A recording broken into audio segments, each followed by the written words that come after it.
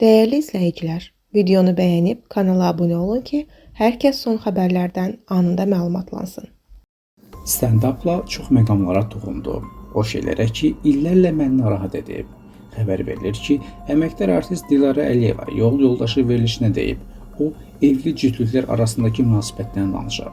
Bir adam 40 yaşına qədər subay qalarsa, qohum əqraba, ana ata düşür əl-ayağa ki, adına söz çıxacaq. Niyə evlənmirsən? Ayıbdır, insan içinə çıxa bilmirik. Amma evləndi. Xanımı təqdim edəndə üzr istəyirəm, həyat yoldaşımdır deyir. Buradakı üzr istəyirəm nədir?